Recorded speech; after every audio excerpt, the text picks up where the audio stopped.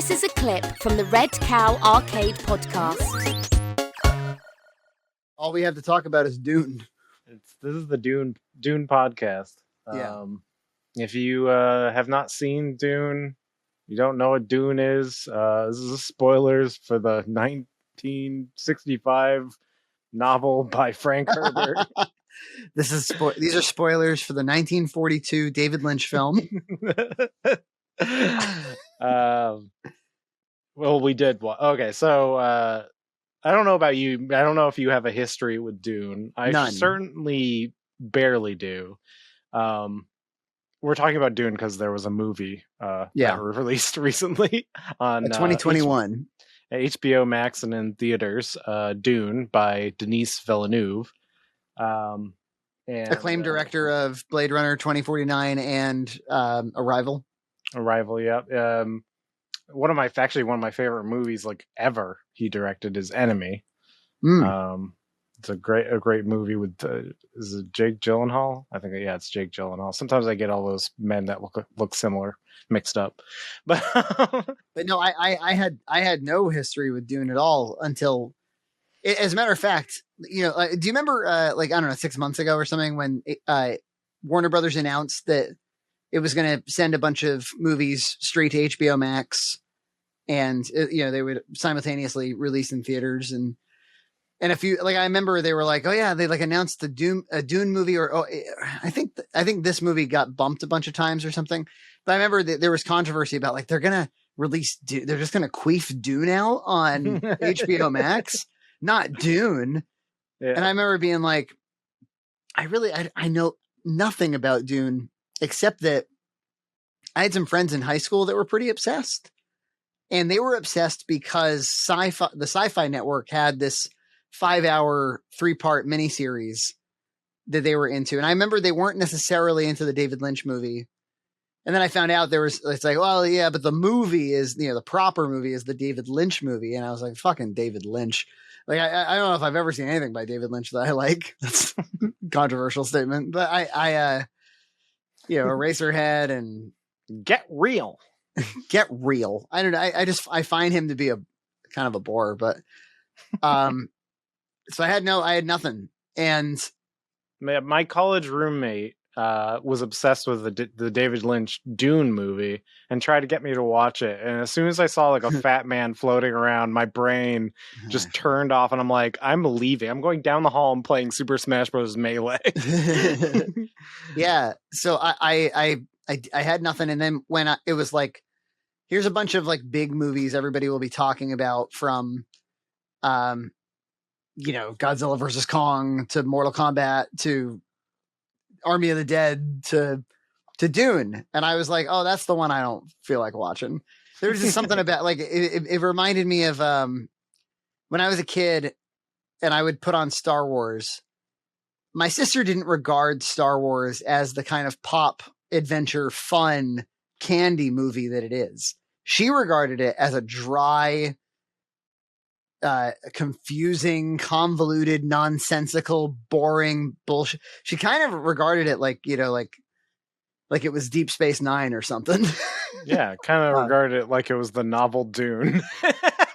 Yeah, and so I was like, I don't want to watch that. But but finding out that it was Denis, I was like, well, that guy, that movie where celebrities talk through a tank to aliens was pretty compelling. It's a beautiful, gorgeous film, even though there's not many locations. So I even thought, before I saw a frame of this, I was like, all I knew was Dune is this heady kind of legacy sci-fi property that it seems like you have to be pretty nerdy to be into, and I'm pretty nerdy, but I still was scared. I tried to read the novel once, and it's the same thing where. Because my cousin, I was on vacation, hanging out with my cousin, and he was reading it for summer reading in high school, and I picked it up, and as soon as they started, it's very political, and there's people with blue eyes, and I just put the book down too. So it was impenetrable for me for a long time. Well, I know we don't have the exact same opinions about spoilers. We've watched both of these films now. having seen neither of them, we've watched the 2021 movie and we've watched the 80s film. I think it's 1984 David Lynch film. We watched them in the same order too. We watched and separately. We didn't like jump on a Zoom together and watch these fucking movies. But we watched the 2021 first and then the David Lynch one. And I'll before we go into any details, I will say this. I now consider myself a Dune fan. How do you like that? I've been thinking about it. I'm like, wait a minute, do I like Dune or not? The property, not necessarily any particular take on it. And I was like, you know what? I like Dune. I have a slightly more nuanced opinion than that. But I'm not sure I like Dune. That remains to be seen.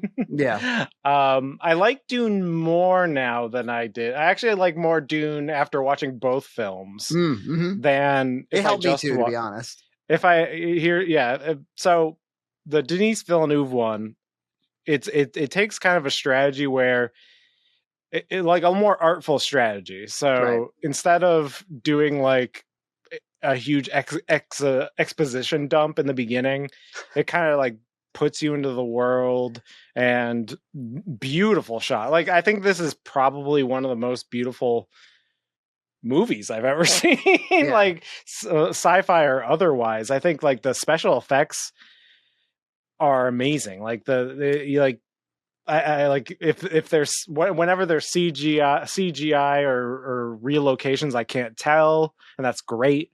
It's not like, cartoon Jar Jar Binks or anything, or like incredibly tasteful, like just like a very tasteful movie.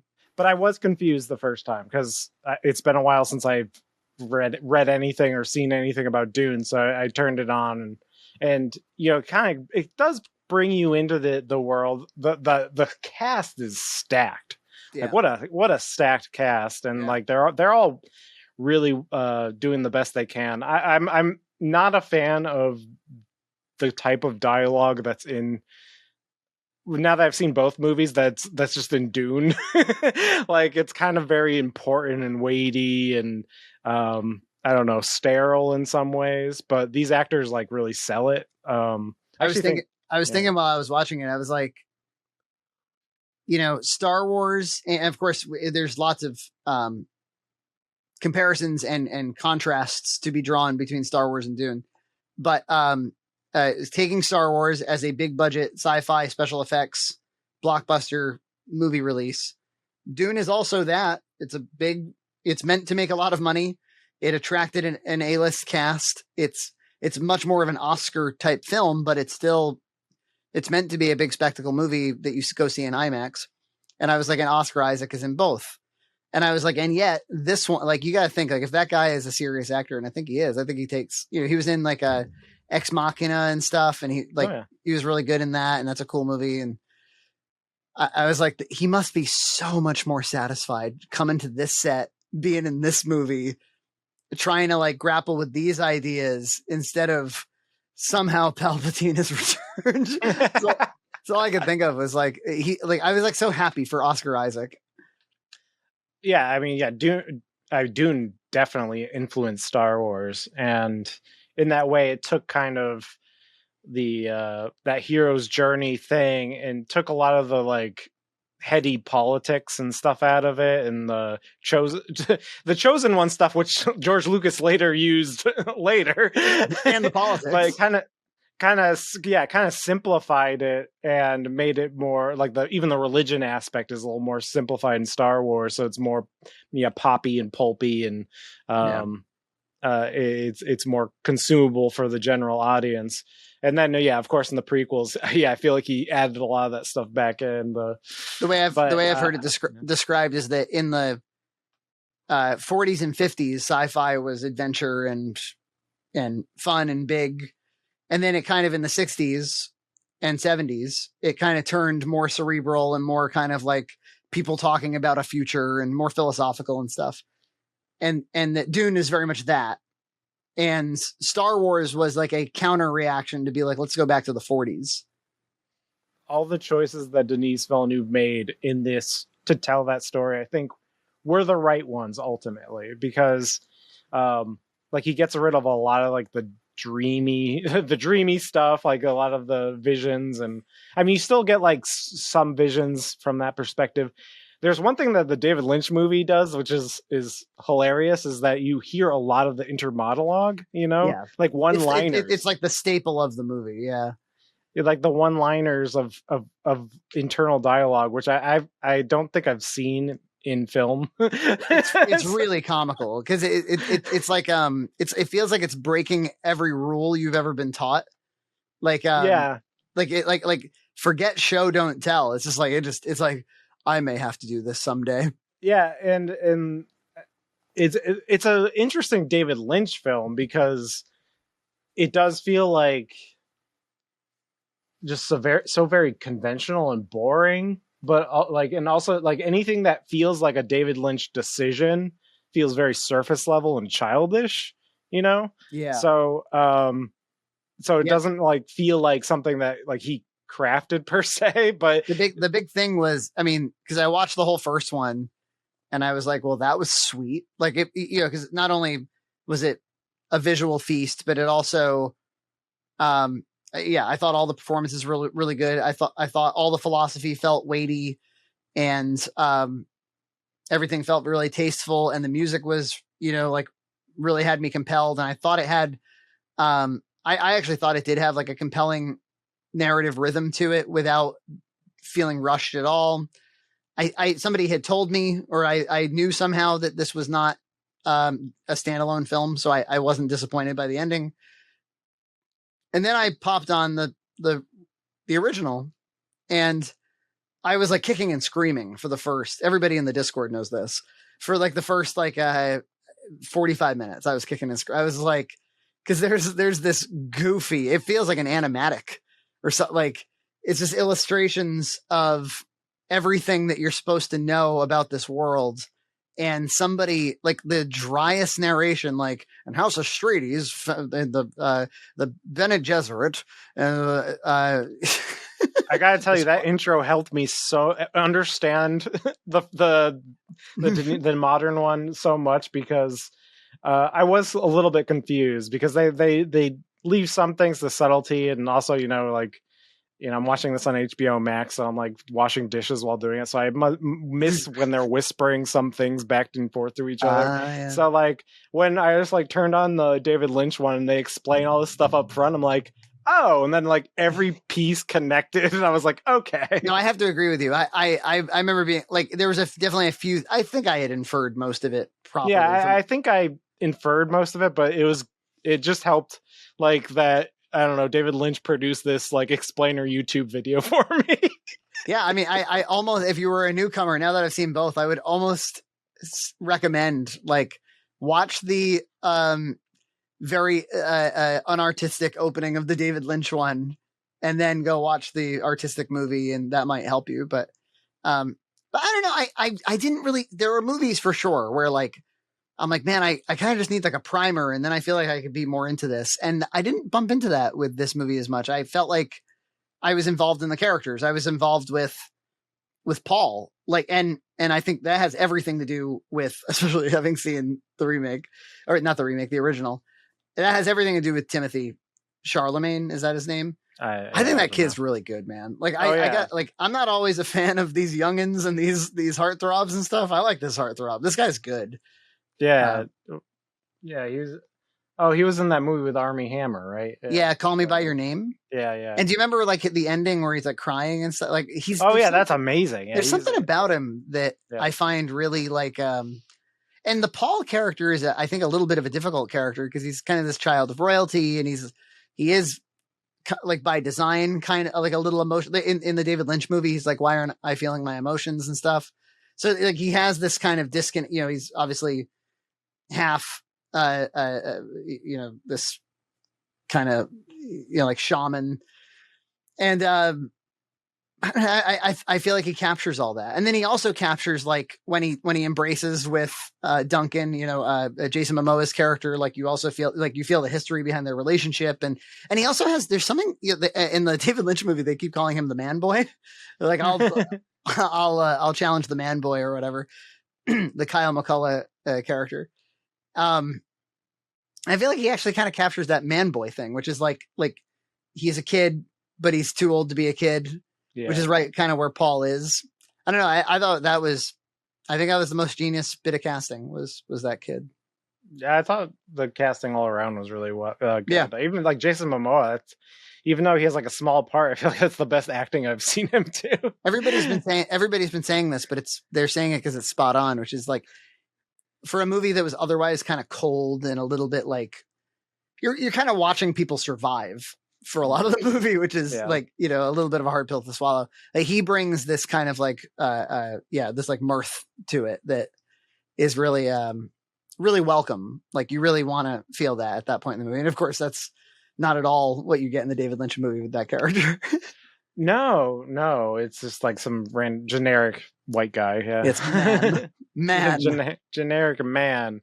It was inspired. Yeah, it was an inspired bit of casting. It's like from now on, we got to cast Jason Momoa in these roles where like you need a big smile and somebody who's like patting you on the back a lot. Oh yeah. And, the Baron I thought was definitely more well done than the David Lynch, which the David Lynch, it's almost like a cartoon, I don't know, pig creature. He's you know, it's Stefan Skarsgård. Yeah. So he's have you seen Chernobyl? Yes. He's in that. He's amazing in that as well. Yeah, he's super good. He's super good, and he's like almost like a big fat snake in this. He's just, I don't know, he's just so good. Yeah, it was the Harkonnens were well realized in this. I thought I thought everything was. It was like they really just did their own thing with Dune, and yet all of it felt right. Kind of, you know, it really does remind me of Peter Jackson's Lord of the Rings treatment, which is like they're very faithful to the source material, but they very much make it their own as well. But I just on the topic of Baron Harkonnen from the original, or as they pronounce it in the original, the Harkonnens. The Harkonnens, yes. Versus Harkonnen. It reminded me a lot of do you remember like the original Jabba the Hutt, like the dude that would stand? Oh yeah. Back then they used to just get like a big fat guy to be like an alien. Yeah. Like the closest thing we've got to aliens are fat people. Oh yeah. One of my favorite things now that I've seen Dune, finally it's like a joke was planted 20 years ago and I get to enjoy it now. Aaron, I don't know how many people listening to this know Aaron, but he was my co-host on How Are We, a podcast we did a long time ago. And he's been on some of our content here and there. He's been on an episode of Box Mac. It was him and his husband with their dog was on an episode of Box Mac. He's been on Scavenger John. Very, very funny person. And he used to prank call the pizza place that our friend Keith worked at. Keith is kind of like a sad sack. And so pranks on Keith are inherently funny because he won't appreciate it. And so, and so he would call this pizza, and Aaron would do it almost thoughtlessly. He would call this pizza place and he would order, I think it was like an Italian grinder. It was always the same thing. So that was like always the clue. And the person putting in the order, so this is food that would never be picked up. That's what I'm getting at. Oh, okay. The person who would put in the order was Barry Harkonnen. 20 years ago. This is some high school kid who's like a fan of Dune. It's like, it's Barry Harkonnen.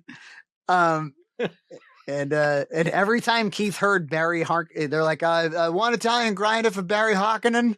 Keith would be like, God damn it. And he's like, I have to make it too. Cause he's like, I can't be like, that's just my friend pranking us. That's fake. Yeah. There is no Barry Harkonnen. It's Baron. But I was telling Zach Maxwell that the other day. He was like, Barry Harkonnen is such a good troll name. But yeah, it is interesting, especially because the David Lynch film goes beyond where this film goes. It's like the first hour and a half cover of the David Lynch film covers this modern Dune one, and the modern Dune one's like 2 hours and 20 minutes or something like that, right? And then it like kind of yada yadas the rest of the story. It feels like, I don't know, like it's like 40 additional minutes, isn't it? With the extended cut of the David Lynch movie. Yeah, it feels like there's maybe not a lot of plot there. Now that I mean, I'm sure that Villeneuve will figure out a way to make it really grand and really weighty. Yeah, it's going to be a feast for the eyes. You're just going to experience it. But it does feel a little bit like, and so he becomes the leader, and they fight the emperor, and they win. The plot is really not the thing that matters here. It's the story. But I'm not sure if I'm like totally cool with the pace and the ending of this current film. I don't know. Yeah. It felt like it was it just kind of ended. Did you know going into it? I did not know. So I was just it was weird because it felt like it was rushed, but it wasn't. It was 2 hours and 20 minutes, and that ended. So I'm slightly unsatisfied. It felt like the first 2 episodes of like a series premiere, like, you know, the first 2 episodes of Lost or something, where you're like, they ended like, where are we, guys? And I'm like, oh, good. Next week I'm gonna have a new episode. It'll be great. But then like there was nothing, and they're just probably going into production like later, next year or something. It is very surprising. Like, first of all, in a culture where we almost always get to watch follow-ups relatively soon after we see the original, with binge released shows and stuff like that. But also, it had to have been budgetarily inefficient to not just shoot the whole thing. So they must have been like, yeah, but we really want to make sure that this thing is successful before we greenlight the next one. They must have not been. They were obviously confident enough in it to make such a huge movie and throw their weight behind that cast and behind those special effects, but I guess they weren't confident enough to be like, just keep shooting and we'll release whatever you come up with. Yeah. Discord was like, oh, Denise wanted to do that on purpose so he could like learn how to like learn stuff, and I'm like, does he really need to learn? He's like, he's already made a bunch of like sci-fi epics. I'm trying to figure out how to make a movie. I mean, we all are every time you make something, but it seemed like a fake response. But I would have liked it more if it was the Lord of the Rings model, where they filmed for like 2 years and then every 8 months you got a film or something. But yeah, it'd be cool to like in a year see the rest of it. But I don't know. This particular one, I'm not sure. Like, what will happen is really like the important thing. It doesn't feel like... It's not the important thing, but the problem is I'm really like getting old and I'll forget. And I see. You're right. I thought you were going to say I could be dead by the time they release this thing. Well, I mean, I could be, but that doesn't really concern. It concerns. I guess I would just have to rewatch the first one. Has that ever occurred to you before, where like there's something you're anticipating a lot, and you're like, oh man, wouldn't it suck if I died before it came out? Like I never got to see it. Has that ever occurred to you? I mean, I'll be dead, so I guess I don't think I'll worry about it. But right. True. But have I thought about that? I think about that in the reverse direction, like with George R.R. Martin and his books, where it's like, I think he'll die before I get to enjoy it. But there's all like, I sometimes ponder, like, I wonder just how many stories and how much media I'll miss out on, or will we be close enough to the apocalypse? It'll be fine. It'll be fine. You won't know. You won't know. I wanted to say a little piece about Dave Bautista. Sure. Who is not really in this movie. He pops in and out, and he doesn't even get very many close-ups as far as I can tell. There's a lot of wides and a lot of mediums, but so he put on all that makeup all over again just to be like, there better be a second one. But I was thinking about, like, now he's been in Blade Runner 2049. He's been in this. And it's starting to, I mean, of course, that's the same director in both cases, but it's starting to feel like I used to think it was really cool that James Cameron would hire Arnold Schwarzenegger so often, because Schwarzenegger was mostly a body and not as much an actor. He was an essence, but he wasn't really like a major performer. I don't really know that he had anything, quality. There was no quality other than like strength and like accent. But I always thought it was cool that like still this mega director, this like the master filmmaker was like, yeah, but this guy has a place in my story and in a lot of my stories. And I always kind of hoped that would happen for The Rock, because The Rock is actually talented, actually very charismatic, actually can embody characters and has compelling characterization. And so I was always kind of hoping that that they would start plugging The Rock into cool projects. But I think he's more one-dimensional than I care to admit. Because at the end of the day, it's really hard to hire The Rock to be anything again other than like a hero. Because he's just so heroic by nature. He's such a. I think he has a little bit of an ego, so he wants to be in those roles. Yeah, right. Now Dave Bautista, though, who I don't think has quite the acting chops of The Rock, has some kind of quality about him that I would only describe as there's like a sadness about him. Yeah. He carries a humbleness. Yeah. He carries like despair. It's why I think, obviously he's funny as Drax, but part of what makes Drax funny is that he's carrying around grief. It's like the other side of it. And I think even in a dopey movie like Army of the Dead, I think he carries that around. And his role in Blade Runner too, he's like I think he's like a replicant, and he's like a sad, mopey replicant. So he does that well. And when you have somebody who is kind of like grief stricken or sad or feels self-conscious or something, that's in a giant body, a giant warrior's, and he's got a warrior's body. I thought you were going to say a Wario body. He's got wow.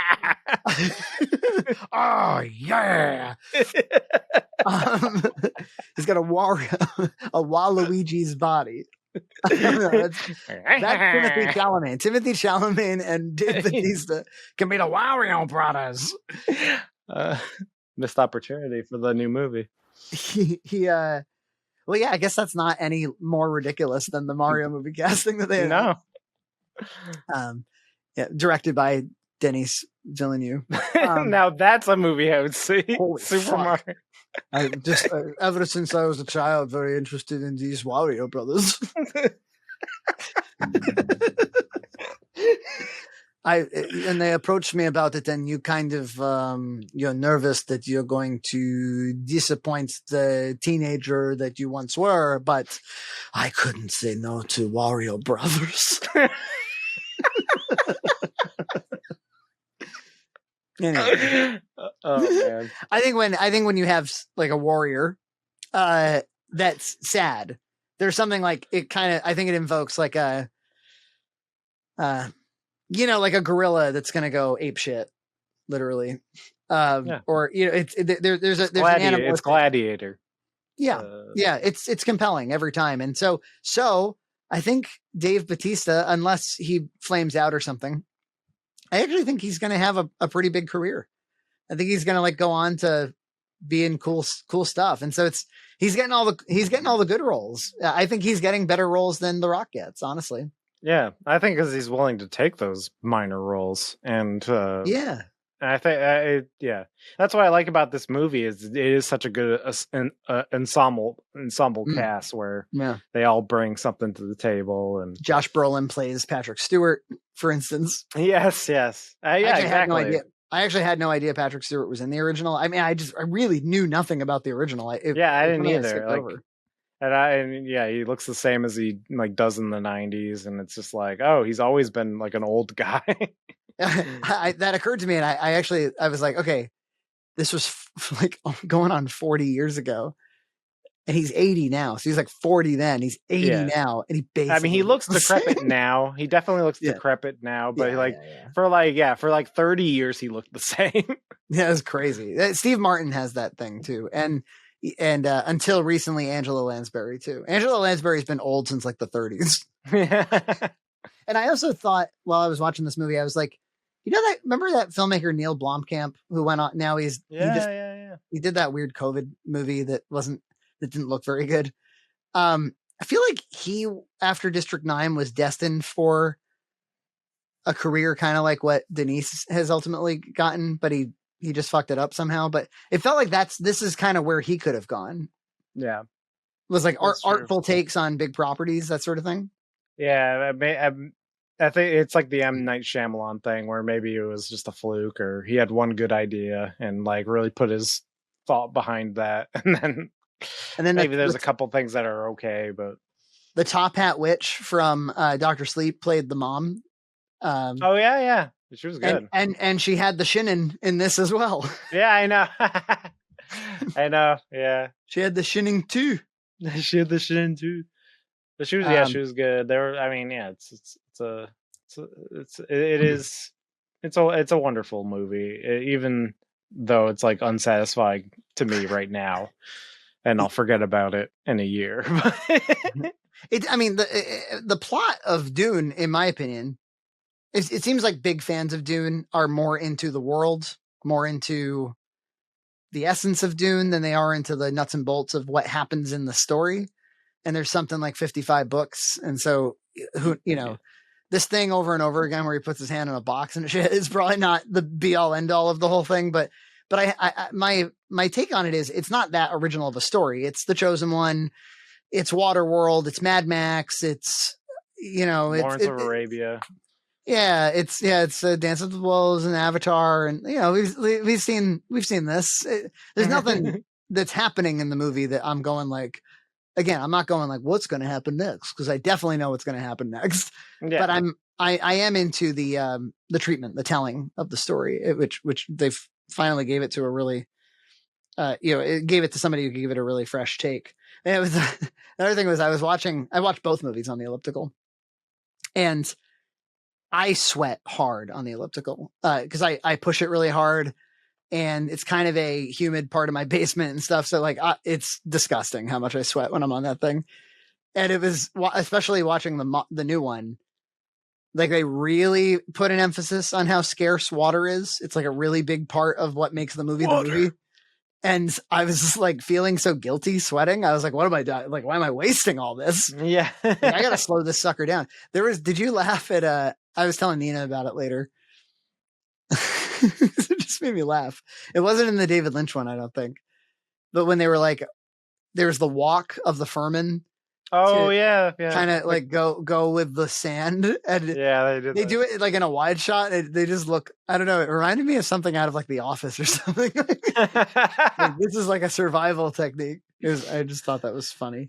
Yeah, they cut that part out, like, because they were just like, as soon as they like leave the city, they just like rush to the end in the David Lynch one. Yeah, at least I've only seen the theatrical. You saw the like extended cut, but you watched the theatrical one. I just watched the theatrical. I don't know. I'm sure it's just like 20 more minutes of Sting or something. Sting in his like weird Speedo. Yeah, like leaping off the ground and jabbing at people with his knife. It reminded me quite a bit, actually, of, again, to draw the comparison with Lord of the Rings, which is an apt comparison, like creating fantasy worlds in the 60s that get adapted into movies that maybe don't work the first time and then do work the second time. But yeah, it reminded me of, like, if you go and watch the Ralph Bakshi animated version of Lord of the Rings, it's sort of the same problem. It's like there's kind of an a long-winded prologue that kind of just like makes you dry. It makes me dry. I'm just like, it feels like a bad first date with like a nerd, or it's like, okay, whatever. Like, fucking just tell me about yourself. Do you have to tell me about the Harkonnens and the Emperor and the thing? And then like, yeah, special effects that probably looked bad then. Yeah.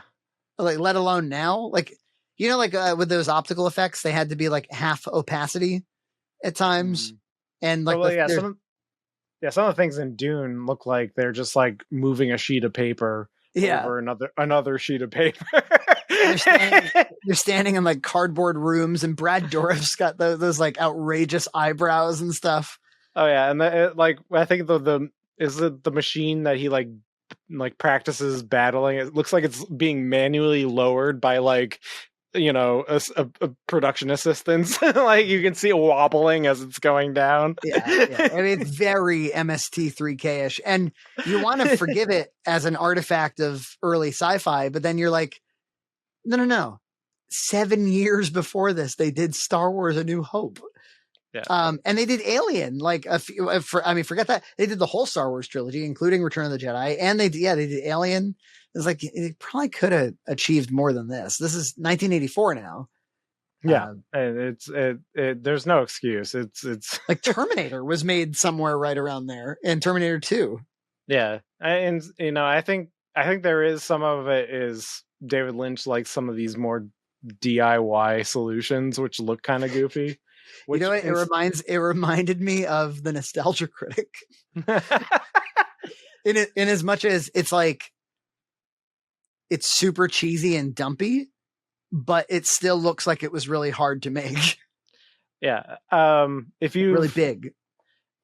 Season 3 of Twin Peaks, which was released in 2019, has a lot of that feeling. Yeah. Where is like, so I think this is just a David Lynch thing where it's just like, I have this thing that I want to happen. I don't really want to spend a lot of time or money to do it. So we're going to do it like this really cheesy way, and I'll get the idea across. Yeah. And then there was it'll really take you out of it when he's like David Lynch himself is one of the extras, was like, we can't get to the spice. So it's just, because already that clip about being dreamy is stuck in my head. And so as soon as I hear that voice, I'm like, well, where is he? Where is he? It's him with a stupid fucking alien Halloween costume. He's like, what? I'm part of the world. I'm part of the world building. Yeah, he sticks out like a sore thumb. Even in real life, he does. This is an awesome David Lynch story, in my opinion.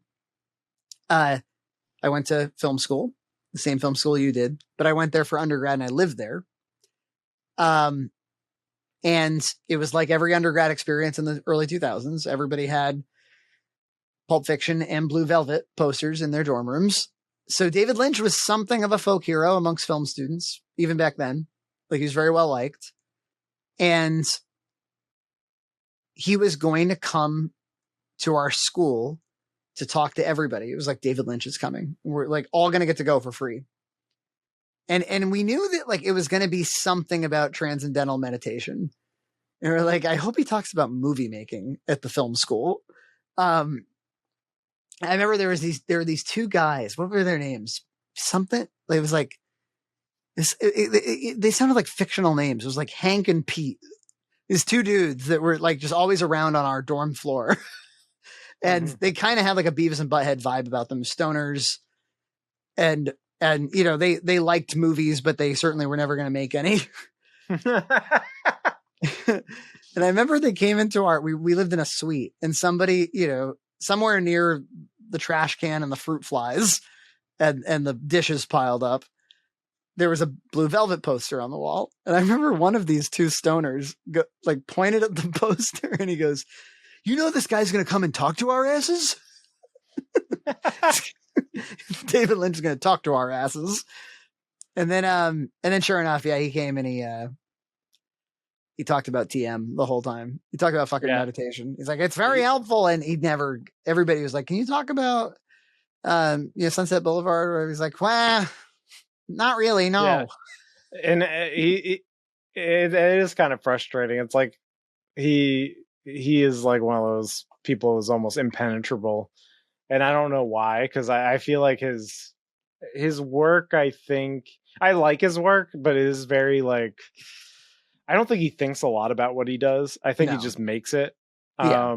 And so he'll say things like, he'll be like, Eraserhead is my most spiritual film. And then the interviewer will be like, what do you mean by that? And he's like, no. Yeah. he'll just make assertions and then not back them up. Wow. Yeah. He's like, no, I will not say anything. He's a kooky artist. He's not here to help you frame it, and because there's nothing to frame, frankly. I suspect. But you thought you were surprised by just how coherent Dune was for a David Lynch film. Yeah, I was surprised because it seems like it is his most coherent film. It seems like a studio film that he had some shallow thoughts about some production design.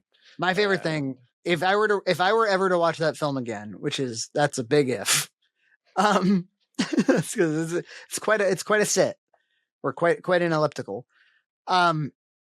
I would watch. I had a blast watching it, honestly. Did you enjoyed it? So you would watch it again. No, it's not good. It's not good. But it, like, after seeing the good Dune and then seeing this, like, it's a riot. Well, it reminded me of did you watch Project Greenlight? Make a movie for $1 million, Ben Affleck, Matt Damon. I know what it is, but I haven't seen it now. So for those who don't know, it was a reality show in the 2000s, and then they actually had a 4th season a few years back. The concept was like, it's an internet contest where you submit scripts, and then we, the Hollywood elite, will choose who will make a $1 million movie for Miramax Studios, headed by Harvey Weinstein. It all didn't go so well ultimately, but they did 4 seasons of this, which means that they made 4 indie films, and all of them were horrible. I mean, it's a show that it's a very entertaining reality show, because I think watching people yell at each other while making movies is entertaining. There was this really cool, one of the seasons, I think season 3, there was a cool, as part of like the finalists, I think there was one season where there were a couple seasons where if you won, you got to write and direct the movie. But there were other seasons where they chose a writer and they chose a director. And so they had different contests for writers and different contests for directors. And one of the directorial exercises was take the exact same script, which had no action lines, but just had nonsensical dialogue, like total nonsense dialogue, and make a movie out of it. And then watch everybody's movie and see what they came up with. And it's very interesting. It's like a Mad Lib kind of. Some people make a horror movie, some people make a really funny movie, whatever. This is what watching these 2 films kind of felt like to me, because the content was, and I think you probably agree, I was sort of shocked by just how much of the raw content was identical. Yeah, the story was, the first hour and a half of the David Lynch film is almost like story-wise identical to. Yeah, it's like kind of beat for beat the same thing. Yeah, and yet it felt philosophically like totally different, completely different ideas. I feel like these are 2 movies that would appeal to very different people. I could be wrong. I've heard a lot of people have been like, well, the new one's great, but it doesn't really do anything to pull in new viewers. It was like, if you had given it the treatment of the fucking David Lynch one, where you're like explaining to me these books too much, I'm like, don't explain these books. Bring out the cardboard robots and I like a cardboard robot as much as the next guy. I get Matt to make the whole movie, but it's just I don't know. I like story. I don't really care about plot. No. And I thought the new movie had a lot of story, and I thought the original movie had a lot of plot. Yeah, unlike Barry Harkonnen. Barry Harkonnen ordering his Italian grinders and pulling out people's heart plugs or whatever.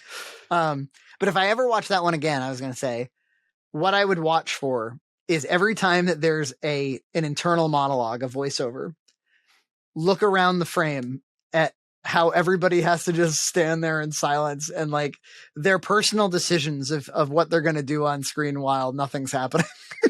There were quite a few where like, just, I don't know, there'd be like a guy standing next to Paul, and the guy would just be like, just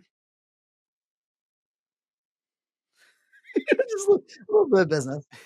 What I liked about the new one is Denise had a good way of hiding that, because when the the lady's like, oh, your suit, you know how to do the desert way or whatever, and he's like, oh, I thought it was the best way to do it, and then she says it in her native tongue or whatever, instead of just being a weird disembodied thought.